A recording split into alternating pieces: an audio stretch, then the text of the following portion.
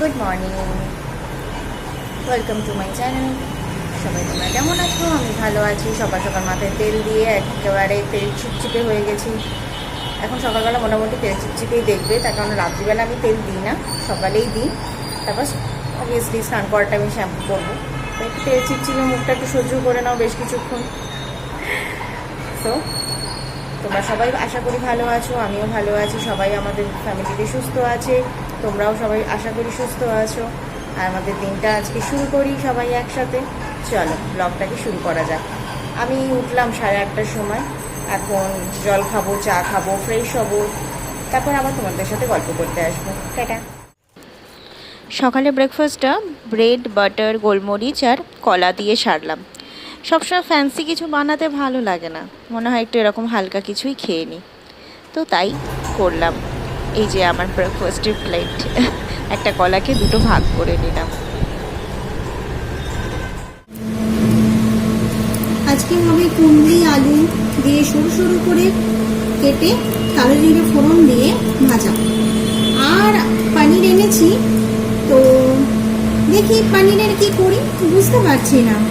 একবার ভাবছি ফুলকপি দিয়ে কোনো তরকারি করব, না পনিরটাকে কোনো স্পেশাল আইটেম করব। তবে এখনো অবধি একটা ব্যবসা গরম আছে, আর কালকে সানডে মানেই টুকটাক কিছু না কিছু খাওয়াই হয়। তো ভাবছি আজকে হালকা করে পনির ফুলকপির কোনো তরকারি করে ফেলি। দেখা যাক আগে কি করি, তখন তোমাদের সাথে শেয়ার করব। এখন পনিরটাকে পনির বলছি, সরি, কুন্দ্রিটাকে এরকম সরু সরু করে কাটছি।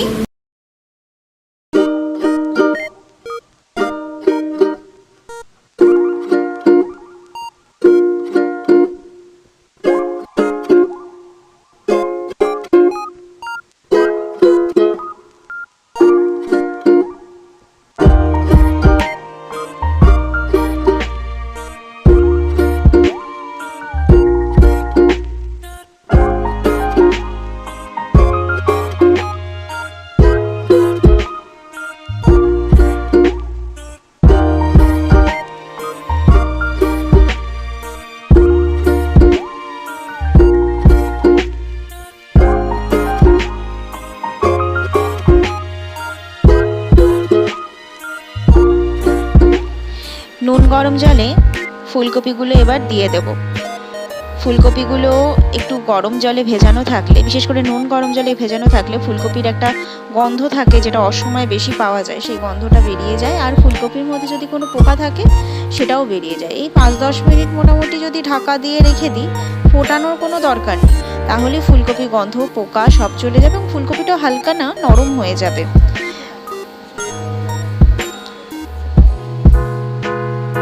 সকালবেলা বিছানাটা টান টান করে চলে গেছি, কিন্তু ভালো করে ঝাড়া হয়নি। আচ্ছা, ওই বালিশের কভারটা দেখতে পাচ্ছ, বালিশটা ওটা কভার ছাড়াই, ওর জামা কাপড় পরানো হয়নি। তো আমার তো অগোছালো জীবন, তাই কিছু জিনিস দেখতেই পাবে এরকম, কিছু মনে করো না প্লিজ।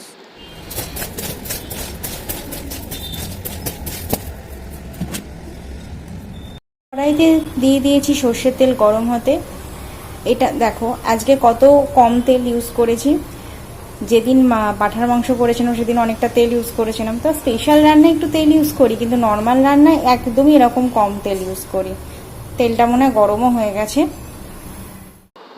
সর্ষের তেলটা গরম হয়ে যাওয়ার পর কালো জিরে ফোড়ন দেবো। আমি আর শুকনো লঙ্কা ফোড়ন দিইনি, যেহেতু শুকনো লঙ্কা গুঁড়ো দেবো। কুন্দলি আলু সরু সরু করে কাটা, সেগুলো তেলে ছেড়ে দিলাম। ওর মধ্যে একটু লবণ দিয়ে একটু ঢাকা চাপা দিয়ে একটু নরম হতে দেব। নরম হয়ে যাওয়ার পর তারপর একটু হলুদ গুঁড়ো লঙ্কা গুঁড়ো, আচ্ছা, আর একটু হলুদ গুঁড়ো কেন বললাম না, তেলে যখন ভাজতে দিয়েছিলাম হলুদ দিয়ে হলুদ আর লঙ্কা গুঁড়ো মিশিয়ে আর একটু লবণ স্বাদ মতো দিয়ে ভালো করে কষিয়ে নেবো। আলু একটুখানি ভেঙে ঠান্ডা করে একটু টেস্ট করে দেখলেই বুঝতে পারবো নুন কেমন হয়েছে বা লবণ কেমন হয়েছে। এই আজকে আলু গুন্ডি ভাজা, আর এরপরেই যে ফুলকপিটাকে সিদ্ধ করে রেখে দিয়েছি না, গরম জলে ভিজিয়ে রেখেছিলাম যেটা দেখালাম, আর এই আলু আর গাজর কেটে রেখেছি। না, সেটা সিম্পল নিরামিষ তরকারি যেমন হয় সেভাবেই করবো। আর টমেটোর দাম, হাফ টমেটো এর সাথে সস মিশিয়ে নেবো। টমেটোর দাম তখন গায়ে ছ্যাঁকা দিচ্ছে। তোমাদের ওখানে সবার টমেটোর দাম কেমন জানি না, আমার এখানে তো প্রচন্ড দাম বেড়ে গেছে। আর এই যে আমুলের 200 গ্রামের পনির। ওকে, রান্নাটা কমপ্লিট করে নিই, তারপর আবার পরে আসছি তোমাদের সাথে গল্প করতে। শুভ দুপুর বন্ধুরা। আমার শনিবারের মেনু ছিল এই পনির, গাজর আর ফুলকপির তরকারি আর কুন্দলি ভাজা। আরও তো ছিল, ওটস খেয়েছিলাম বললামই, তাই আর ভাতের থালা সাজিয়ে তোমাদের সামনে আর কিছু দেখালাম না।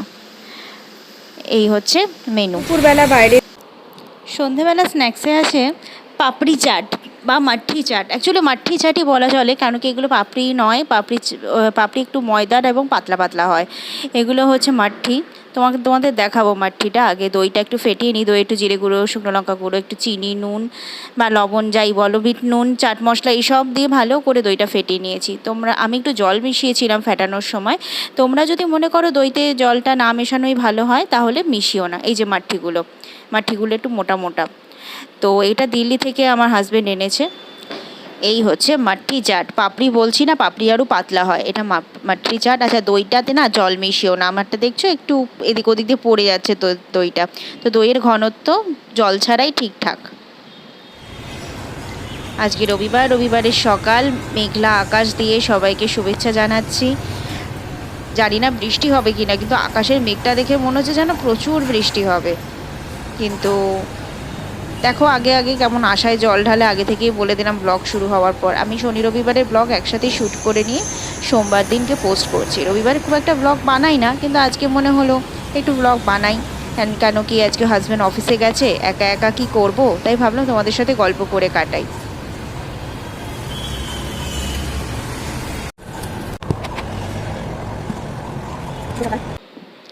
শুভ সকাল, শুভ রবিবার। আমি কি হয়েছিল জানি না, এই ভিডিওটায় ঠিকঠাক ভলিউমটা পাওয়া যাচ্ছে না, তাই রবিবারের শুভেচ্ছা দিয়ে আবার শুরু করলাম রবিবারের দিনটা। ট্রাইপডটা সেট করে তোমাদের সামনে পার্সেলটা আনপ্যাক করতে বসলাম। এটাতে আছে একটা হেয়ার অয়েল আর একটা শ্যাম্পু। এটা আছে হচ্ছে, কোম্পানিটা হচ্ছে সেশা রিগ্রেন hair growth hair oil and hair shampoo. প্যাকেটটা আনপ্যাক করার পর মেন আমাদের চিন্তা থাকে যে ঠিকঠাক এসেছে কি না, কোনো ডুপ্লিকেসি হয়নি তো, বা কোনো কিছু লিকেজ, বিশেষ করে কারণ কি তেলটা আগের বারে লিকেজ এসেছিলো। আচ্ছা, এই যে তেলের প্যাকেজিংটা, আশা করি নামটা বুঝতে পেরেছো। আর শ্যাম্পুটা খেয়াল করেছো, শ্যাম্পুর লিকেজ একটু প্রবলেম হয়েছে, ওতে একটু শ্যাম্পু লিক করেছে। তো সেই হচ্ছে ব্যাপার। কয়েকবার তেলটা আগেরবারে যেটা আমি ইউজ করেছিলাম, তেলটা অনেকটা তেল পড়ে গেছিলো, কিন্তু তেলটা ভীষণই ভালো। আমার ভীষণই ভালো লেগেছে। এইটা আমার সেকেন্ড ফাইল।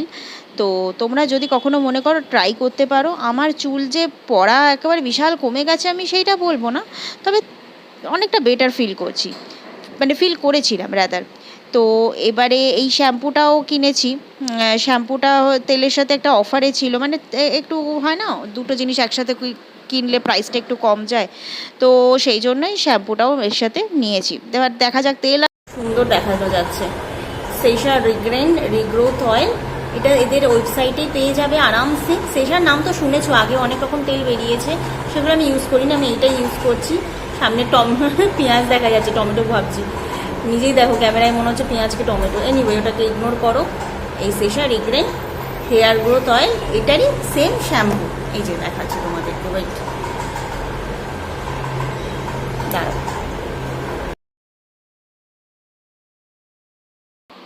রবিবারে চিকেন কষানো হচ্ছে।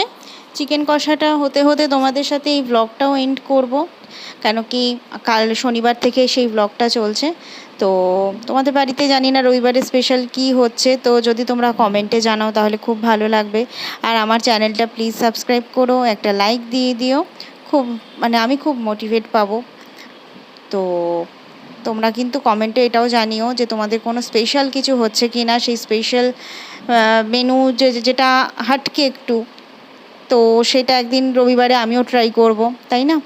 আর মাংস কষাতে আমার একটু ছোটোবেলার কথাও শেয়ার করছিলাম, যে মা যখন মাংস কষাতো, সেই কষানো মাংস থেকে একটা ছোট্ট পিস খেতেও দারুণ লাগতো। ঠিক আছে, এখানে গল্প শেষ হলো, টাটা।